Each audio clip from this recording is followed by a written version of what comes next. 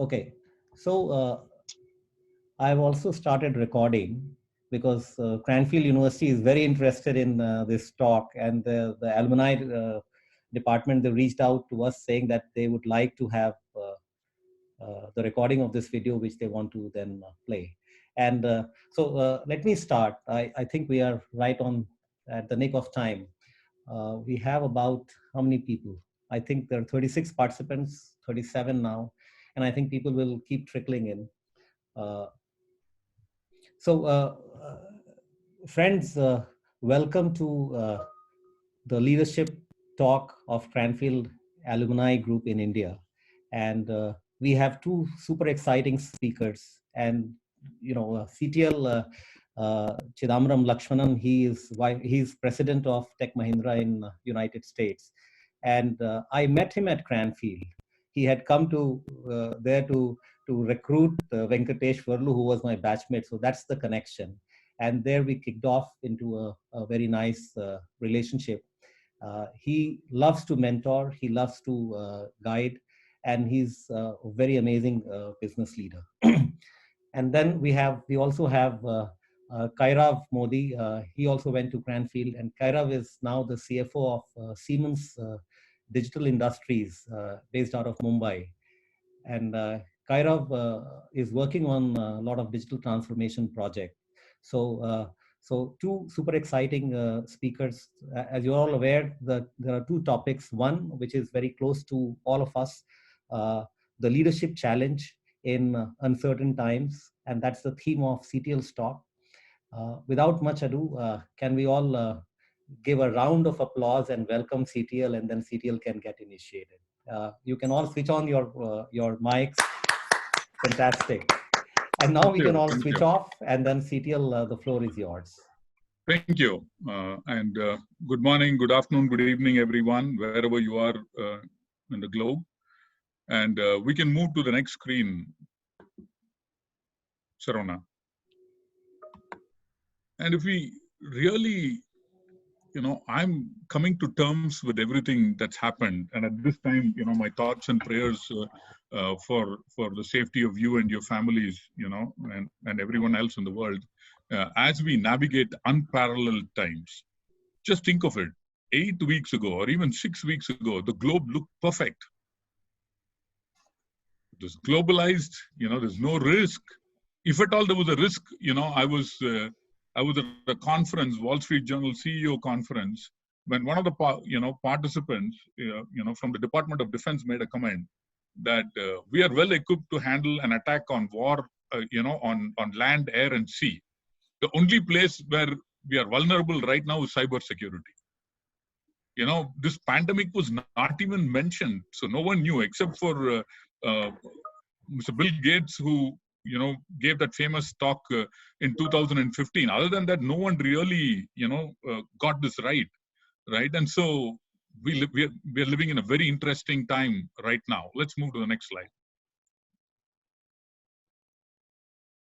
What I'm going to try and share with you is to give you a window on how we are navigating Tech Mahindra during these tough times. And what are the lessons in leadership that we learned when we turned around Satyam, and what we are trying to adopt here to ensure that our ship safely crosses the storm and reaches on the other side. From my perspective, every dark cloud, and obviously what's hanging over us now is the darkest that I've ever seen in my career, right? But every dark cloud, we believe, has a silver lining. It's easy to be a leader in good times, when the stock market is flying, when unemployment is close to zero, when global trade is robust. It's easy to be a leader. We believe this is an opportunity, actually. An opportunity, true leadership mettle will get tested at this time. And so, when we navigate the COVID-19 crisis, we are saying, yes, this is a dark cloud. It's got deep implications. We have to be careful. We have to be cautious. But at the same time, we have to look at the silver lining in these clouds. And anyone who exploits these silver linings will land up on the other side. Just imagine, all these ships are sailing. We are all caught up in a bad storm, very bad storm. Some of these ships, whoever is weak intrinsically will sink. But whoever is able to navigate their ship and go beyond these dark clouds will emerge at the other end. And at that other end, there will be lesser number of competitors. And there will be lots of chances for bigger growth. Right? And so we are going into this saying, this is our time to show our leadership depth, to show that our fighting spirit, and to show, how, we will be talked about as an organization, to remember for times to come. Next slide. I just want to go back to Satyam. Many of you will remember the Satyam crisis when fraud hit Satyam and Tech Mahindra bought Satyam. And at that time, it's 10 years since I joined Satyam. And I remember a call that I got, and the message, from our CEO was, we bought Satyam, employees are demoralized, customers are on the fence, we have a few court cases, and we still don't know how deep the well is. How does it sound for a job profile? And I said, exciting. Immediately my thought was exciting. Exciting because you cannot create this kind of a problem in a lab. And this is a time, for us to, discover new things about, myself, that I didn't know that I had, and to throw myself out of my comfort zone, right? And that's what brought me to Satyam. And during Satyam, there were a few things, for one, COVID is, I think, 100 times bigger than Satyam in terms of a crisis. But, Satyam was in the deep red zone. So for us as a leadership team at that time was when every day when we woke up, we had to ensure that us and all our team stayed in the positive energy zone. We drew up a game plan, which was easy to understand. The chairman of the company, the vice chairman of the company said, don't worry about the legal, we'll take care of it. You guys focus on the field, get it done, right? And so we drew up a game plan, which was easy, simple to understand, and then repeated it again and again till it got into the DNA of our folks. At the core was ensuring that the services we delivered, that Satyam never, or Mahindra Satyam as we called it those days, never missed a single beat, right? Never, every SLA was met. We exceeded customer expectations, right? We kept doing that. And we communicated. That's the most important thing. Transparent communication, the ability to take tough decisions, but be fair and transparent to our employees and to all our stakeholders all the time. And when wins started coming, we celebrated those wins. We took tough calls. And as we went on this journey, I can tell you that the road opened up where we did not know that one existed before. People and circumstances came to our help. It was as if God saying that these guys are trying really hard. Now I'll have to create an ecosystem and an energy system that they can plug to, which will make magic happen, right? And if you look back today, our CEO, CP Gurnani, has won every single award that you can think of in the industry. Why? Because the Satyam debacle was not just a Satyam debacle. If Satyam had gone under, it would have been a black mark for India Inc. Right? And so that was that was Satyam. And today, as we look at this crisis, I think some of the learnings that we've had from Satyam is something that we can carry forward. Let's move to the next thing. I'm now going to walk you through how my life is every day as we navigate this crisis, unprecedented crisis. We are in uncharted territory. And many of our customers, some of them are doing okay. Many of them have been hit very badly, right? And when they're hit very badly, they're going to come back and stop projects. They're going to ask you for discounts. All the classic things that you can expect, as a negative fallout is all that we are experiencing today. So me and my direct reports, we all used to meet once a week for an hour. We've converted that into a daily call where we, sit down together and talk about the changing scenario every day. What can we learn from each other? And my goal is one. I look at this call as creating a positive energy zone at the beginning of the day. The picture that you see there is when you throw a stone into the water and you see the ripple effects. The 8 o'clock call in the morning, Eastern Standard Time, is the outward ripple. There, all of us are together. And what we ensure is we have to take tough decisions. We have to stay, and the message that we pass on is a positive energy message. Right? And so every time after that, when the other ripples happen and goes right towards the center, me and my leaders interface with multiple people, leading to the people who are at the front lines of this battle. And also, personally, we interact with our families. And each of those interactions, starting at 8 o'clock in the morning, is a positive interaction. It may be a tough call, but when the call ends, it is on a positive note. It is important to stay in a positive energy zone. And the world is very different. I'm used to traveling 4 days a week. I'm the type of guy who like to shake hands, look at people in the eye. And when I'm walking the floor, when I'm talking to people, I can feel things I don't feel before. So this is a new world for me. I'm sitting down, my video call started 8 in the morning and go on till 3:30 in the evening. And I can't even get up. I have to look at the screen. I have to concentrate, on every single slide that's being shown to me.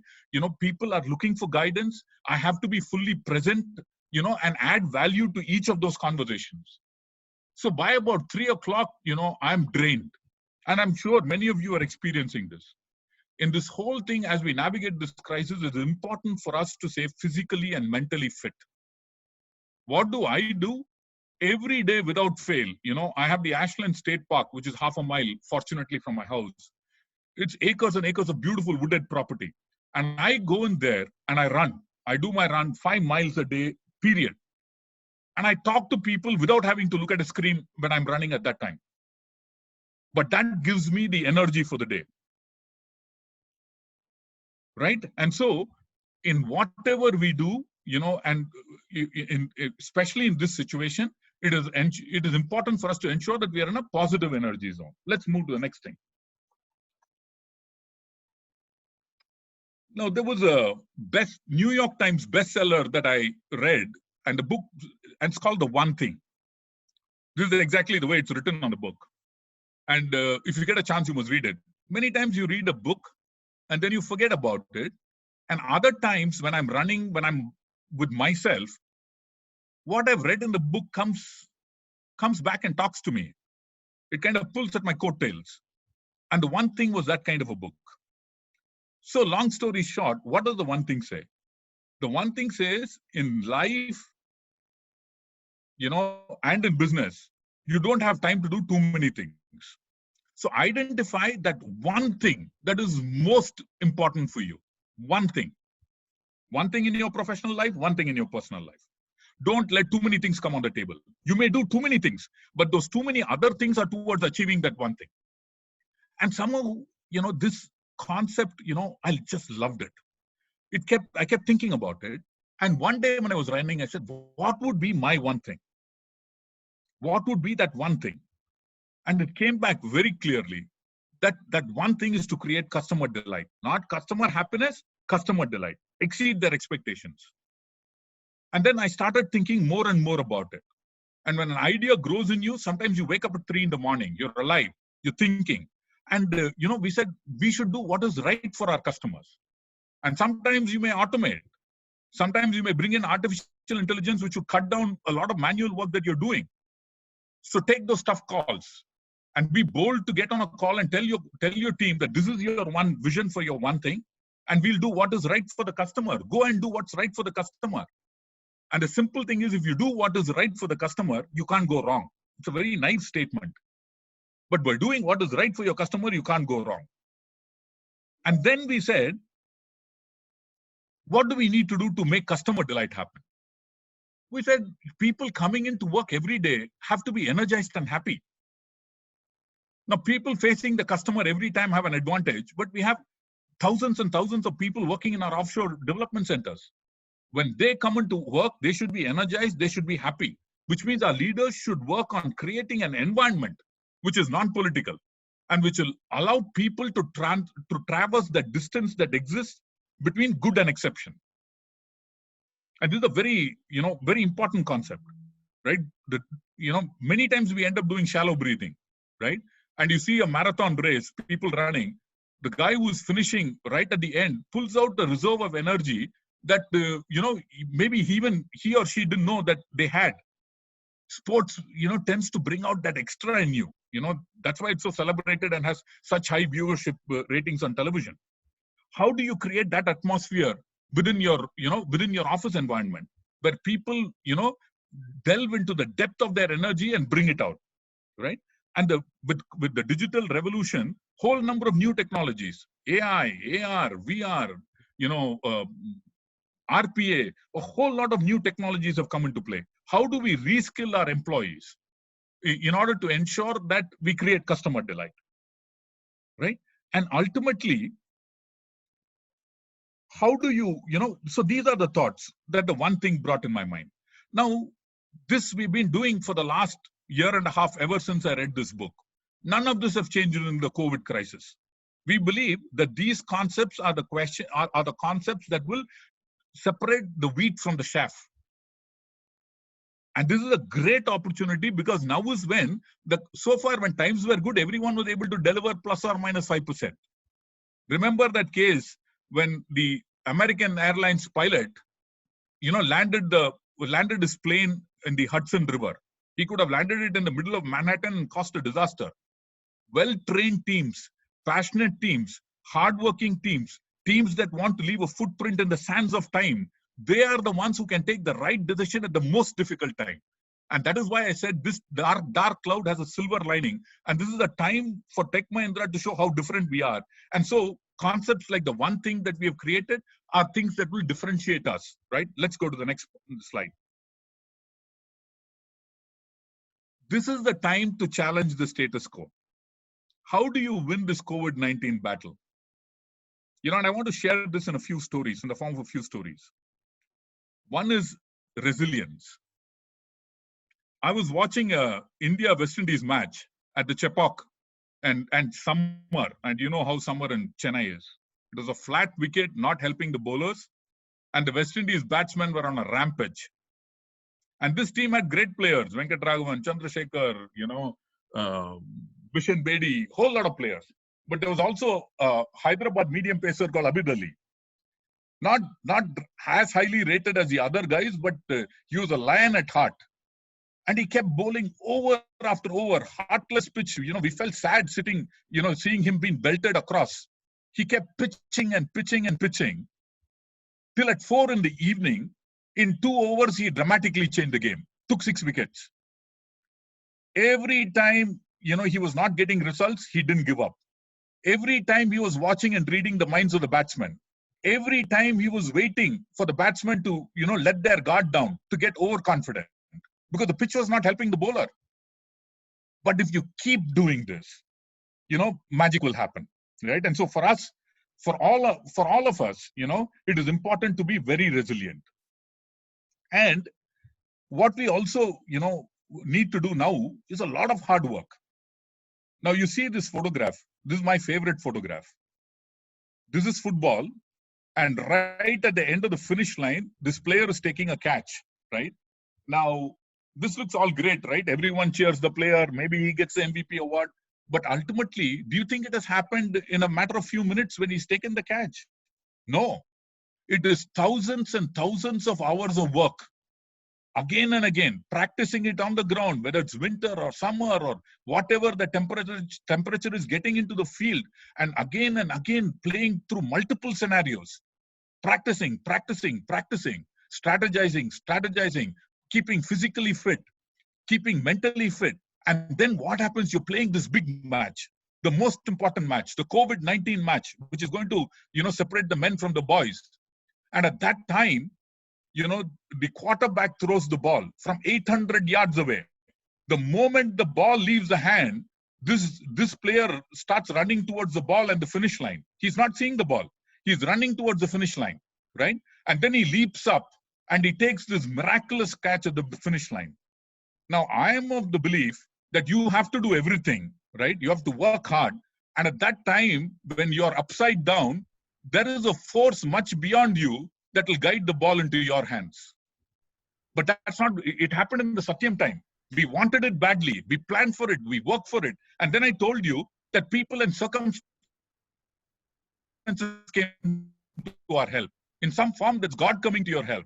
So resilient, being passionate, no substitute for hard work, right? All these are important. And like I told you, our 8 o'clock calls every day. Communication, communication, communication.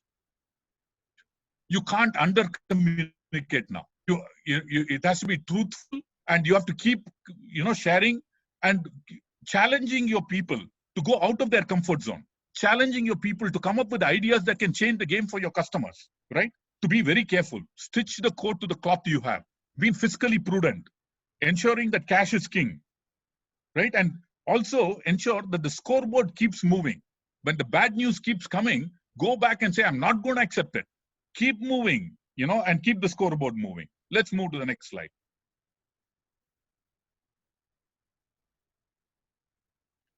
See, it's all about the culture at the end of the day. So the one thing we created, I'm sorry, I take that back. We didn't create it, but one thing it's all about culture.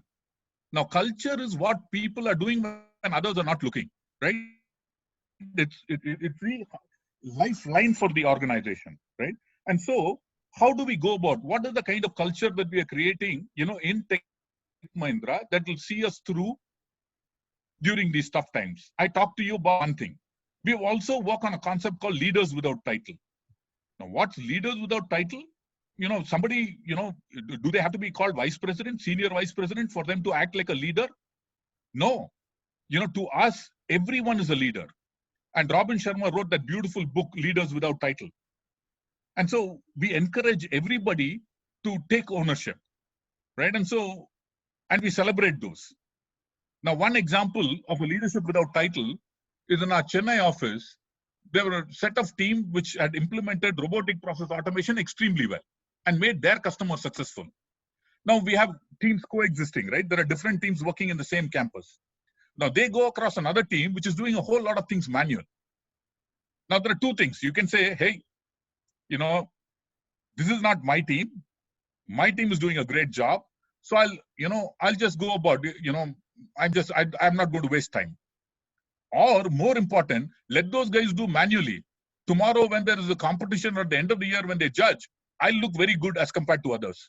Now, in a purpose-driven organization, this gentleman will stop by and tell these guys, why are you doing it manually? Would you come and sit down with us when we do this? We'll show you how to create, how to deploy an AI-infused robotic process automation that will cut, manual efforts by 40%. And make that team realize and adopt it. That is what. It's like, 4 people are walking, somebody drops a paper, the second person who's walking, picks up the paper, drops it in a dustbin. They don't do it because they are given an award. They are doing it because it's the right thing to do, right? And the other thing, and that's what turns out to purpose-driven organization.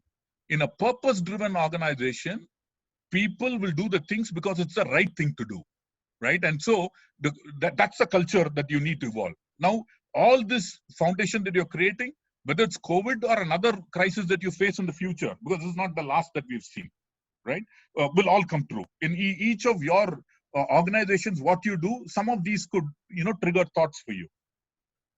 And ultimately, at the end of the day, we should be a flexible, nimble, entrepreneurial outfit that can, deliver value to our customers on the ground and do it quickly, right? And now on to my final slide. Let's move. So as you're looking into it, it's a stormy night, right? And during these difficult times, I always go back to my go-to person in times of crisis. And that's President Abraham Lincoln.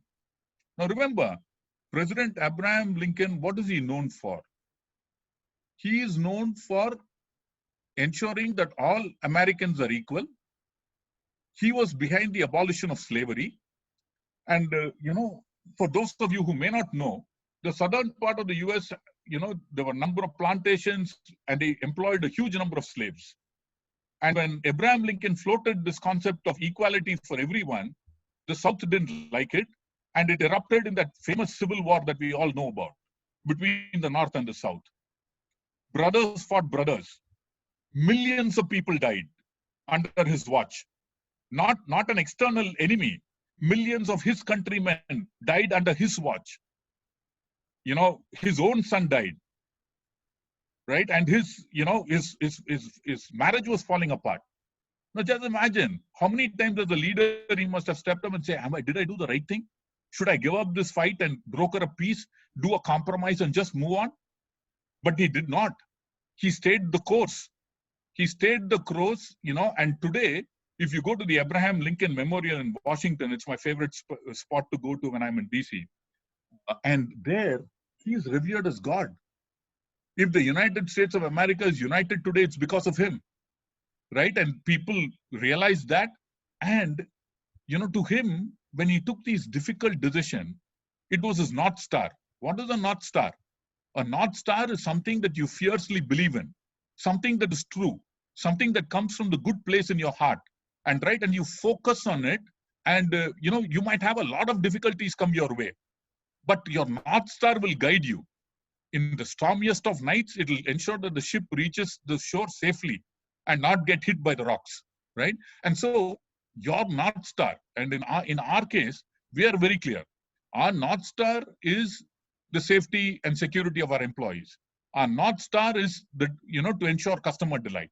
And, we will do what it takes to go through the storm and to get on this other side, where it means a brighter, better, bigger future, for everybody. So that, with that, I'm done with what I wanted to share with you in terms of our learnings as we navigate the COVID-19 crisis. And I want to throw it open to questions.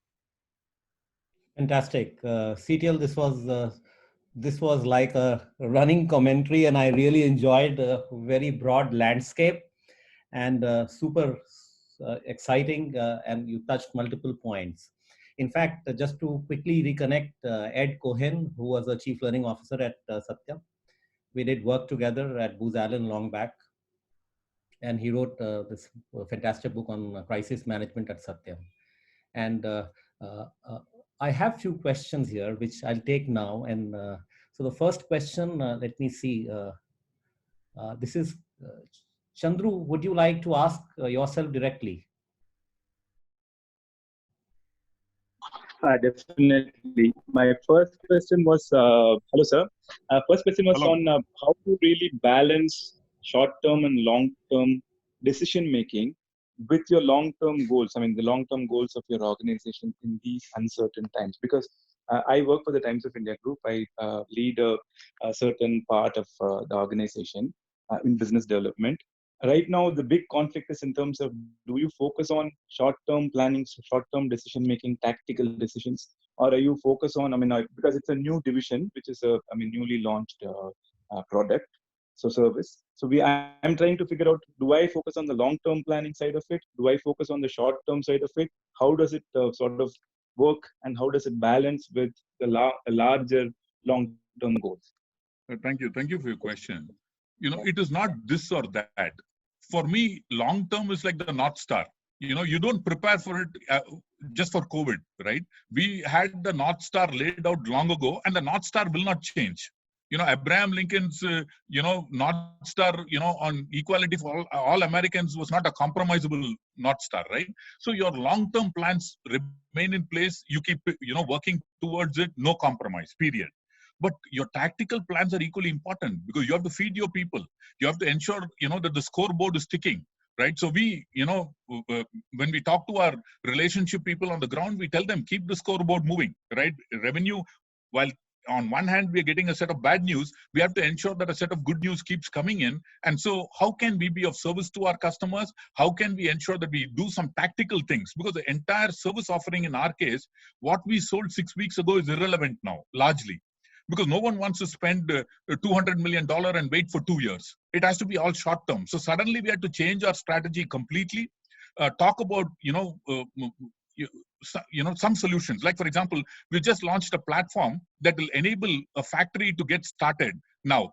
So suddenly restarting a factory requires a totally different paradigm.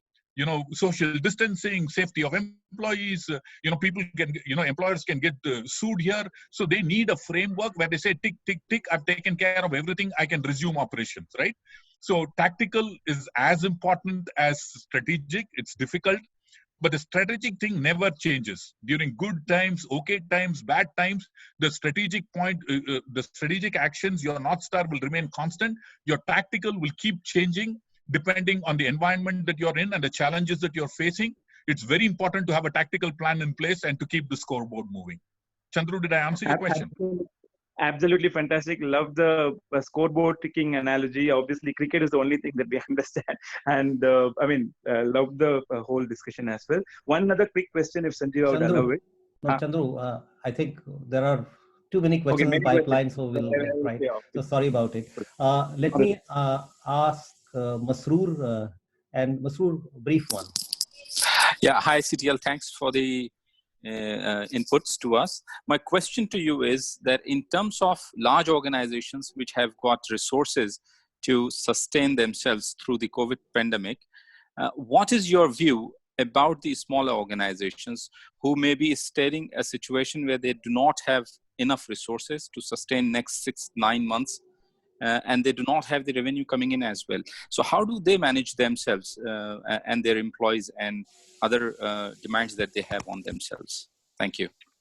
So honestly, Mashu, thank you for the question. And I think, no organization is immune. An organization like Ford has got cash to run till September, right? And so everyone is under, severe threat today, and we all have to be careful. But unfortunately, for the very small organizations, it's going to be a very difficult ride. They have to seek funding, they have to, again, get their tactical plan in place.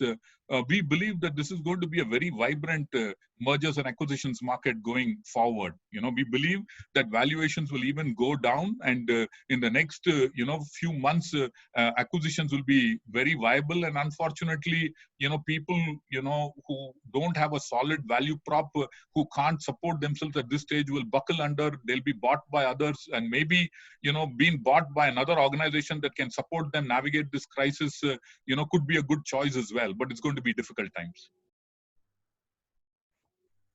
Fantastic. CTL, one more, and I think I have a question from Smith Shah. So Smith, can you directly pose the question? Yeah, thank you so much. So I just wanted to know that how can we satisfy our customers, because customers are still demanding in this pandemic situations, and it has become a threat to service industry that they will change the customer and they will find another plans. Another customers. Okay, so it has become a threat now, and okay. I'm just wondering, Smith, like, how the question is clear. CTL, a quick one. Yeah, I get it. Yeah. And see, 100% the customers will move if you don't meet their expectations. Have no doubts about that. And I'll tell you the range of challenges we saw. We moved 98,000 people to work from home in India, and that happened in 3 weeks. And we were not geared to do that kind of thing, right? So we had to, get 15,000 laptops ready. We had to get permissions from clients. And at the end of the day, we ended up not invoking a single force majeure clause. And we did not slip on any SLA, right? Now, the point is customers are looking for that kind of a service. Now is not the time to go back and tell the customer that, can you give me 15,000 more because we did not sign this as an SLA, and, this BCP is very different and so it costs money. This is not the time. Right now, and that's why I'm saying the weaker people will buckle under. Right now, even if we are, spending more money than what we originally thought we would, we should spend the money. We should ensure that we are exceeding customer expectations. No doubt about that. Fantastic. CTL, wonderful, very insightful. I am noting down, and also we are recording, but and well answered, because this is a time you cannot stop serving your customer or keep staring at the risk of losing the customer. Thank you very much for this. To everyone, Now we move to the second part of the talk. And before that talk, you already have a question, a poll going on in the screen, and we have interesting answers. So what is the greatest challenge that businesses face today? And out of 4 responses, most people have said agility and adaptability.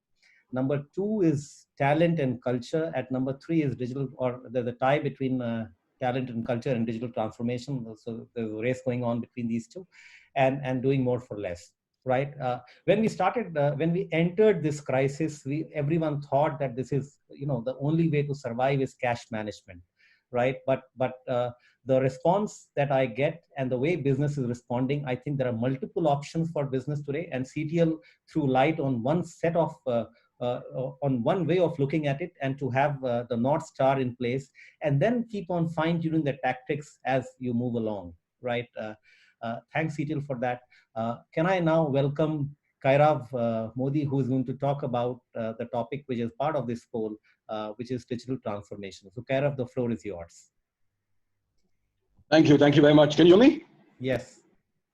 Good. So good morning, good afternoon, good evening to everyone. I see something on my screen. Let me just share now. So thanks, CTL. That was a very engaging presentation from your side, very motivating. And also, I think the questions asked by the colleagues were also quite interesting. Let me flip and go to something which is more to do with what all of us are facing, going through today. And probably CTL and some of you also who are in the manufacturing space, on the tech space, will be going through this, and that is basically digitalization. Let me just share my screen now, and then probably we can take it forward from there. Can you see my screen? Yeah, we can. Yes, Kairav, yes. Yeah. So the first slide is the emerging opportunities in the digital space. Is that what you guys see? Good. So, sorry. So basically, Siemens, and this is just to give you a brief overview. I work with Siemens, and Siemens has basically 3 verticals, primarily focusing on smart infrastructure, gas and power, which is now Siemens Energy, and digital enterprise or digital industries. Basically, within digital industries, we basically focus on the entire aspects of automation, industrial automation, and industrial software. And this space, as most of you all and all of us know, is an emerging space. All of us talk about AI. All of us talk about 5G computing. I mean, these are those buzzwords that we all keep talking about. Hanover is the place to be in when you talk about digitalization. I wanted to talk to you today about some of the stuff that we've been doing on the digitalization space within Siemens, some of the challenges that we are facing, and how are we trying to target those challenges with our products and solutions. And before I walk into this, I mean, I think some of the challenges that we all know that we are facing today under the COVID environment, 2 things that have really brought us together and have made us really rethink is, do we really have visibility in terms of our operations? Do we really have visibility in terms of our human capital? Are we really aware of how flexible, and my presentation is more focused on the manufacturing enterprises. Are we really focused on how efficiently our manufacturing processes were performing? Probably yes, obviously. But now what do we do going forward? What do we do with our employees? What do we do with our customers? CTL spoke about customer intimacy and customer delight. How do we ensure customer intimacy and customer delight in a post-COVID or in a COVID environment? And what do we do post-COVID? This is where Industry 4.0 or the entire IoT platform and IoT environment comes into picture. I mean, how do we have real-time visibility in our production processes? How do we have real-time visibility in terms of availability of our raw material, WIP, finished goods, what have you? How do we know that where our goods are lying? I mean, the way we are servicing our customers. Can I tell my customer that you will get your material within a certain period of time? Is it possible for me to use RPA? Spoke about RPA a couple of times. This is something that Siemens uses to a great extent. Can we use RPA? Can we use GBS, business services, so on and so forth? The reason I'm saying this is what you see on this slide today. Some of the challenges that are being faced, the first challenge is speed. I mean, customers really are focusing on products to be delivered at the fastest of speeds. Yeah. We are basically looking at a completely changing customer environment. Flexibility. Customer want individualized products, flexible enough, but at the price of a mass product. So, for example, you walk into, when I was in Germany, we walk into a car manufacturer, for example, BMW or Volkswagen, and you want a car, you can actually customize it to the needs that you want. As Kairav, I need my chair, my seat to be customized to this level. I want the steering wheel to be this level. I want the seats to be hot, cold, etc., etc. So the heating environment and all of that. Now, I want that to be priced at a normal cost. So the cost has to be really a factor that one has to look at. Quality. Consumers reward quality on the internet, and they also throw us down the tube on the internet. We all know this. How efficient are our models? The new business models, environment, health, safety, the entire EHS norms that all of us as organizations focus very heavily on. And last but not the least, the most important that all of us will face, which is cybersecurity, or security as we call it. I mean, cybersecurity is now a critical part even within Siemens. Whether we do it internally or we offer it as a solution to our customers. Every business review that I have with my CEO and my direct team, we speak about cybersecurity. What are the challenges that we might face, that customers might face, etc. Now, having seen some of these challenges, I mean, imagine you could probably increase the flexibility for a paint manufacturer and give the pleasure of having a minimum batch size of factor of 1. Now, you know how exciting that would be in the pharmaceutical industry or in a paint industry. Imagine reducing time to market in the automotive industry by 30%. Imagine improving the productivity when it comes to a warehouse by close to 50%, basically the commissioning time. Now, these are things which are heard of, but difficult to implement. And you cannot do this unless and until you've digitalized your processes. And I'm playing a video. I hope you can see this now.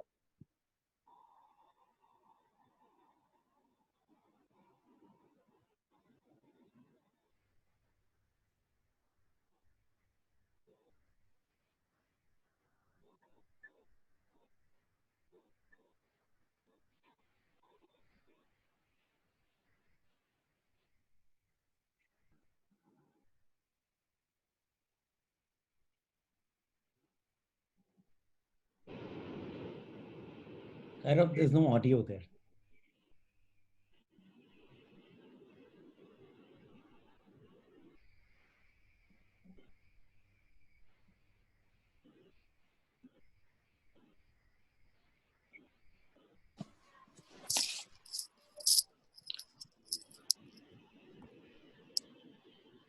Kairav, are you on mute by any chance?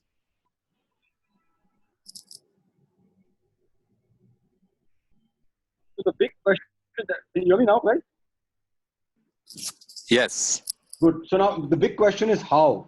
The whole point is with a holistic digitalization approach.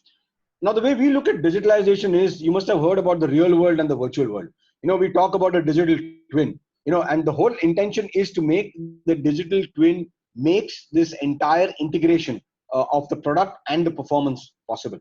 Now, whether we talk about most of the industries, we have discrete industries, you have process industries. Process would be oil, etc. Discrete would be where we can actually count the products that we're actually manufacturing, whether it's your juice manufacturing or milk cans, etc. Now, whether it's a discrete or cars, automotive, whether it's discrete or process, right from the time you have product design through to planning, engineering, execution, and services, we can simulate this entire environment on a software. Now, the advantage of doing this is that before you can actually even manufacture the car, you actually thought of the design. You thought about how the engine should be placed. What is the simulation? What are the aerodynamics? How is the engineering going to look like? How am I going to take this to the shop floor? And how am I going to take this when I talk about MindSphere or Predix, when you talk about on an IoT platform as far as services is concerned. The same logic applies when you talk about process, when you talk about the process design, process engineering, operations, and services. There are end-to-end solutions that are possible, but the whole intention of doing this is to make sure that you merge the real world with the virtual world and create a digital twin. This digital twin will enable you to basically, as I mentioned earlier, look at possibilities in terms of productivity enhancements, reduction in costs, so on and so forth. Now, one example that I'd like to take right now over here is of an automotive manufacturer. Now, automotive, as you all know, and I'm just trying to look at I look at the screen right now and tell you that this is the case of Tata Motors. Tata Motors obviously had multiple variants, right? Like any auto manufacturer. The idea is whenever we shift lines, when you have a line and you have a line builder, the time that it takes to shift from line 1 to line 2 is probably a month or a couple of months. Now, when it takes a month or a couple of months, it means costs, training, fixed costs, so on and so forth. When this entire line chain is simulated in an environment which is done either through NX, which is a design tool, where it's done through a collaboration platform, whether it's Teamcenter that Siemens has, it basically enables us to define the design, define the engineering in a more efficient manner, faster manner, quicker manner. So all the physical prototypes are reduced, waste is reduced, energy is reduced, and overall cost is also taken care of. What this helps us is basically to create the digital twin of the process, the digital twin of the production, and now what we also do is to create the digital twin of the cost. So when I, for example, from a CFO's perspective, when someone comes and tells me that we want to create line 1, also have line 2, which is for say model 1 and model 2, the first thing that comes to my mind is, hey, what's the cost that I'm going to incur when I'm actually going to duplicate lines or when I'm going to have changeover of lines? This enables me, the digital twin enables me to a great level of efficiency and certainty to define my cost using these various digital tools and the overall methodology. And these are the benefits that the customer actually achieved. The same thing can work also when you actually talk about the next example that I have is from Adverb Technologies. No, but it doesn't matter whether you're an OEM or you're an end user. This is an OEM which is basically primarily into warehouse management. Yeah.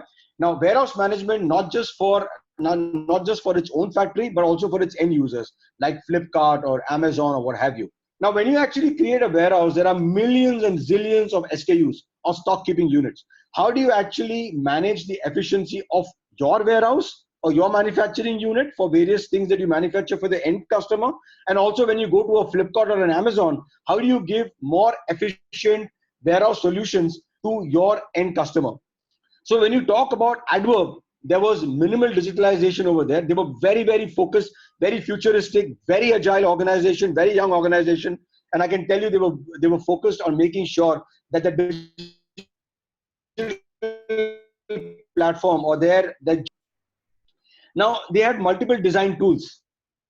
Yeah, they were using multiple CAD tools. They were not linked, these CAD tools, efficient tools, good tools, but not linked. So really, to move from tool 1 to tool 2 to tool 3 or design 1 to design 2 to design 3, the linkages were missing. Also in terms of the development of the prototype, is much more easier when you're working on a digital twin. So when they actually came to Siemens and we actually sold the whole idea of creating the digital twin of the warehouse, they bought into the idea not just for themselves, but also for their end customers. So not only did they use it for their own factories, but also for the Flipkarts and Amazons of the world. This gave them a 50% higher efficiency. Their entire commissioning moved from 12 months to 6 months because their overall commissioning time reduced. This was reduced because all prototypes, all implementation, design, etc. could be done online using the digitalization and software tools. Last example that I have here is a global paint manufacturer. This global paint manufacturer, for example, you talk about, when we want to paint our house, or if you have a big house, like someone staying in the US or UK have a bungalow, probably you need 100 liters of paint, just an example, or 150 liters of paint to paint the entire house. Now, when you go to a Asian Paints or any other manufacturer, it is very difficult for them to tell you, okay, I need a yellow and I need a red and I need an orange and I need a white, this kind of paint, this can and 100 liters. Very difficult to come up with a batch size one. By using plant simulation and techniques like COMOS, etc., what this particular manufacturer could do is have an individualized paint production for a particular customer using, and of course, manufacturing this in a very fast and efficient manner. And this was using our own plant simulation techniques, basically digital enterprise, but DE primarily focusing on the process side, not on the product side. What the examples that I gave you earlier were more on the product side. Now, keeping the examples in mind, what is also important here is adaptation to these technologies. These technologies are new. These technologies are not so easy to adapt to because this requires a complete mindset change. I mean, trust me, when we talk to our customers, it is easy for me to come and tell you this, but it's very difficult to actually sell a business case to an end customer, because at the end of the day, the end customer must see value. And the value must come in the entire value chain or the entire supply chain, right from the time we do the design, right through the time we do the services, the engineering, execution, services, planning, all of that. The business case is the crux for selling this to any customer. And once the consumer sees this, or once the customer or the end user, the OEM or the end user sees this, they see the value add. They see energy cost reducing. They see the batch size one, which is unbelievable in this kind of industry. And you can achieve this using these tools. This leads to, and when I talk of it from a CFO's perspective, this leads to benefits to the bottom line. One of the point that I want to talk about is, what's the future of manufacturing? Highly consumer centric. We can't even imagine how the customers and the consumers will be focusing on their needs, their requirements going forward. Now, when I say their needs, their requirements, these are individual products. I have a need which is very specific to Kairav. CTL has a need which is very specific to CTL. He needs the product. I need the product of the best quality, fastest delivery times. These products need to be sustainable. So even when I'm an organization, I need to make sure that they are clean. They stick to the UN Nations norms, 17 norms that we have. They are healthy. You need to trace the origin, and I'll show you an example. So when I talk about trace the origin, these are changing trends that we are seeing today when you talk to a consumer. Now, when I say consumer, I'm not just talking about an individual consumer like you and I. I'm also talking about consumers that are industrial consumers, right? Though I, as a consumer, and you as a consumer individually, will have multiple needs. These are the requirements that come in from industries. We want faster delivery. We want best quality. We want products which can be traced to the origin. Now, how do we do all of that? Before I get into this, we all know this diagram. I'm not going to get into the details of industry 1, 2, and 3. Some of the buzzwords that we all talk about, in terms of blockchain, when you talk about 3D printing or additive manufacturing, Internet of Things, industrial edge or edge computing, that as we all know, these are some of the things that we as Siemens talk about in digitalization as the next wave.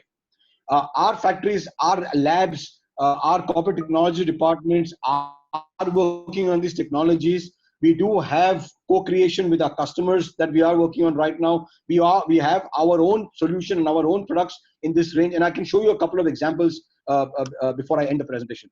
I mean, if you talk about artificial intelligence, I mean, what we see in artificial intelligence is we need effective.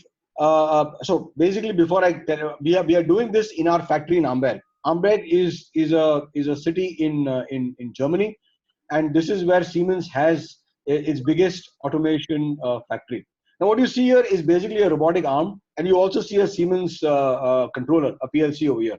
Now, basically, what the controller does is to automate various human functions. There is a chip, which is the AI chip, which is embedded within the PLC to make sure that the robot does certain actions, does certain movements, does certain movements based on certain libraries and logic that has been keyed in. Now, had the AI logic not been fed into the PLC, this would have been a big data modeling that would have been done on a computer. From the computer, it would have been fed into the PLC, etc. Now, the robot, we don't need to do all of that. It's basically cognitive learning, cognitive intelligence. The PLC has the AI chip embedded in it, which basically controls the robot to probably pick a stamp and put it on another place, do the stamping, bring it back, or basically do some packing in a certain way. It basically periodically checks what the computer is doing. There is what we normally call the neural cognitive intelligence that is completely built into this. This is the future when you talk about autonomous handling systems. For example, let's talk about 3D manufacturing, 3D printing or manufacturing. Any component that we actually manufacture normally goes through what we all know. There are components are manufactured. The material that is used is kind of different. The different material that is used will have some amount of powder, some amount of element that is left behind. This powder or this element that is left behind is very difficult for us to actually remove. Imagine you are having imagine salt falls on our keypad. Now, when salt falls on our keypad, it's very difficult for us to remove it and make sure that our keypads on a laptop is salt free or on an iPad is salt free. Imagine the same thing when it comes to when you're creating a component under 3D manufacturing or additive manufacturing. The depowdering chamber needs to be depowdered. You remove the powder so that the component is absolutely clean. So Siemens has worked with a solution partner called Solucon, where actually this product is sort of depowdered. Now this powder can also be used for other manufacturing. So you are for manufacturing other products. So you're not only looking at a more environment-friendly environment, but you're also looking at making sure that the product that you actually create under 3D manufacturing or additive manufacturing is clean and neat, and there's no harm, and environment-friendly. Last but not the least, I want to talk about traceability of products, and then I'll be done with my presentation. This was something that we had presented at the Hanover Fair back in 2000 and just a demo and an example last year. So this, as we know, in the F&B space, you have what is known as farm to fork. Right from the time you get the product at the farm till the time it shows up on our plate, the farm to fork concept, as you all know. Now, through the use of blockchain, many a time some of the products, if you see, you have the word organic written on it. You want to make sure whether a potato chip is actually organically manufactured or not.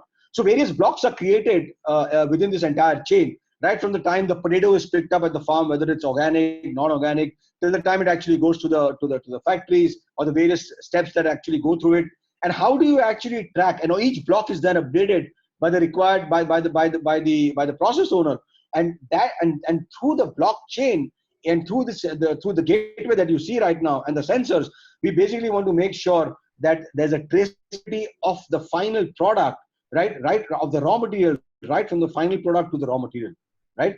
This basically ensures data security. So norms that are basically necessary from a data security perspective are taken care of. You know exactly what the product that is, what is mentioned on the chip, the packet. You know that, okay, this is organic, this is proved using our technology, using the various technologies that are available, and this traceability of the product right to the origin, right from the time we actually had this product on. So this is where we are.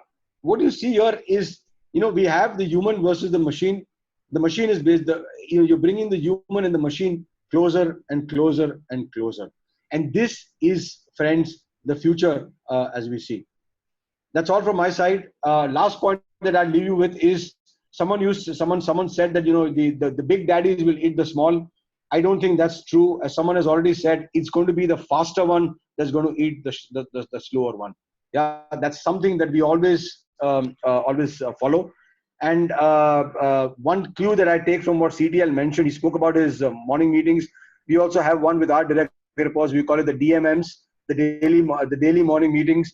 Very helpful in this moment of crisis, I can tell you. We discuss family matters, we discuss business matters, we discuss COVID, you name it, we discuss it. It's a collaborative platform. Besides discussing business, besides discussing LORs, besides discussing bids, besides discussing customer issues, we discuss people issues. And this has really helped most of us, because in this environment, we've been home for the last 8 weeks. This is the only way we can come together. Thank you very much. Fantastic, Kairav. In a very short time, you could cover such a huge landscape, right? And the passion was there, right? I didn't think that a CFO was speaking. I thought that a CTO or CEO was speaking, right? So just for a breather, and I have few questions here. I think there are 4 or 5 questions there, and I'll take a few of them. But I have one question which I want to ask to both of you, the same question. And the joke which is going around, who brought the digital transformation, right? Customers, something else, AI, IoT, etc., or COVID, right? So this is so in that context, quick question. How do you see what changes are going to happen in the next 12 to 18 months? I mean, the first change that I see, to be honest with you, is this is the new norm. Yeah? We are going to live life the way we are living today. TCS, 75% people working out of home, etc., etc. So people working out of home is going to be the new norm. Second, we have to bring human capital, which is, as I mentioned, I'm linking the first point to the second point. We've realized that our manufacturing value chain, our manufacturing chain is extremely, extremely dependent on people. Now, today, I can't even move anything in my factory till the time I have my worker going there. My worker is basically sitting in his house in UP.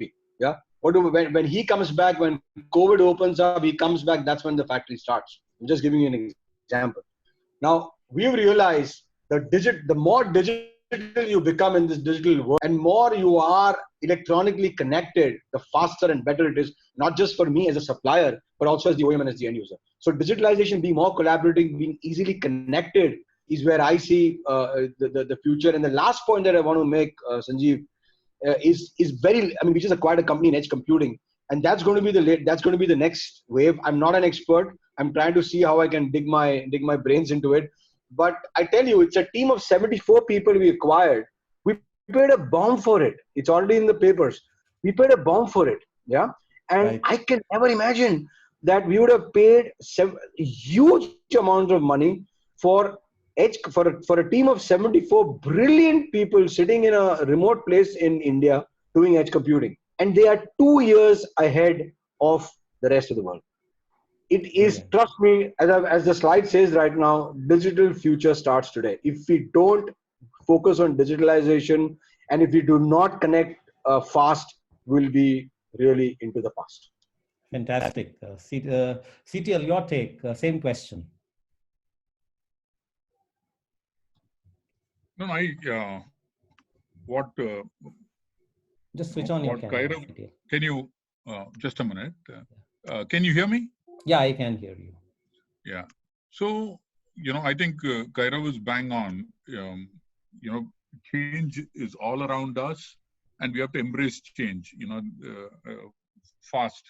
In addition to all the technologies that Kairav mentioned, augmented reality, virtual reality, the future of any point of sale which will go contactless, considering what we've seen in COVID, how do you make the physical store a more interesting place, considering that the way Amazon and others have, stormed on the online model? So whole lot of interesting things happening. All of us are taking bets, investing ahead of the curve to help our customers be successful, like in the examples that Kairav mentioned. But I agree, I thought it was actually a CTO speaking.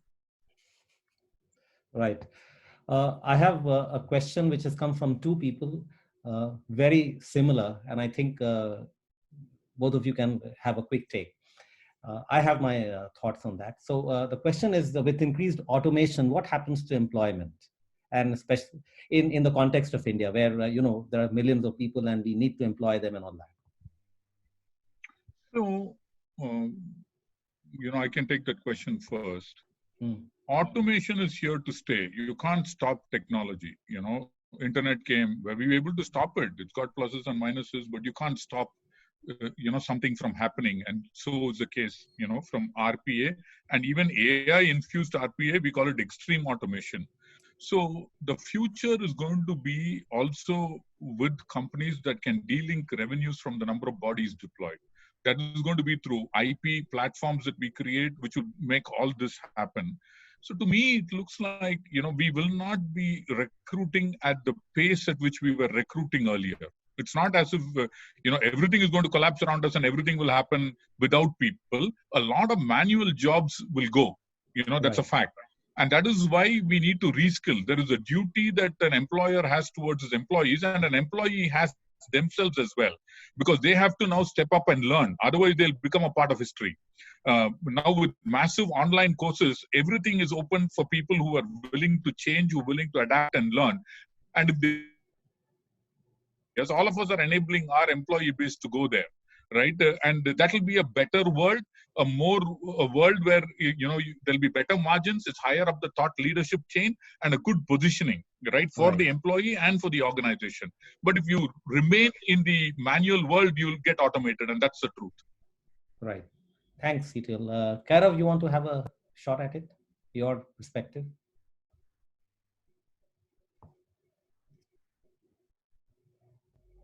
I'm not able to see Kairav. Okay, Kairav, are you there? Just a sec. I think he's dropped off. some reason. I think he has dropped, Shivesh. I don't see him. Any we other, don't say. so we can have CTL. Do you have 5 more minutes where we can just take 1 or 2 questions, then we can close? It's 8:35. We are 5 minutes ahead. Sure. Okay. So guys, I leave the floor open. We can have 2 questions. And we also have Andy Hunter with us. Andy Hunter is the president of Cranfield Alumni Association. So Andy is listening. Andy, we want you to chip in after these 2 questions. Go ahead. I'll do that. Okay. Okay. The CTL, this is Praveen. Yeah, Praveen. Hi. Thanks for very motivating and energizing, talk. We really enjoyed it. A question that came to me and that came from your D1 thing. For the leadership or for the leaders in the difficult times, is there any one thing or 2 things that you think are paramount to be counted as a real leader or true leadership in the difficult times? The role of a leader at all times, and more so during difficult times, is, to touch, inspire, and get inspired, right? To keep that chain going, and for that, we talked about various aspects of having to be physically fit, to be in the moment in every meeting that we go into. And our job is to touch, inspire, and get inspired. That's the only thing that we need to keep doing again and again. Okay. Thank you. Thank you. Okay. Anyone else? I think Chandru or we have some pointers here. I'm just going to look at those. So I think Kairav is trying to join, sign back again. But Andy, we want to use this opportunity to have a few words from you. Andy Hunter. Well, that's very kind. First of all, thanks to the 2 gentlemen who gave fantastic presentations. You talked most recently, Kairav, about being digital. And as president of the Alumni Association at Cranfield, that's something that we're really going to have to take notice of. And you guys, Sanjeev, are just demonstrating how it can be done. We've got to try and get alumni engaging with each other. That's the big thing for us to do. That's where we can help each other most. And with new technology and new ideas, and this is a perfect example that we can use to just let every other person who's a member of the Cranfield community know about. So I'm just really, really pleased for you and for everyone who's taken part in this, because it's been an excellent example of what we should be thinking about, how we should be thinking, and some of the ideas about leadership that came out in the first presentation really struck home with me. And if you guys, you obviously know what you're doing. Thanks very, very much for a really informative, interesting presentation. And thanks everybody who's been involved in it. It's just been fantastic. I'm so pleased. And I'm telling people in Cranfield what you guys in India are doing. And they're chuffed. They really are delighted in how you're approaching the alumni community. And it doesn't get better than this, Sanjeev. It really doesn't. Well done, and thanks very much. Thanks a ton, Andy, for kind words. But I think everything goes to CTL, who could spare time. I was after him for about 15 days or a little more. But CTL, this was super energizing. I really think this was a masterclass on leadership in uncertain times. Praveen, you want to wrap this up? Let me unmute. Yeah. So thank you, CTL. Thank you, Kairav, for sparing time and taking us through the journey of leadership, as well as how the businesses are going to be adopting digital transformation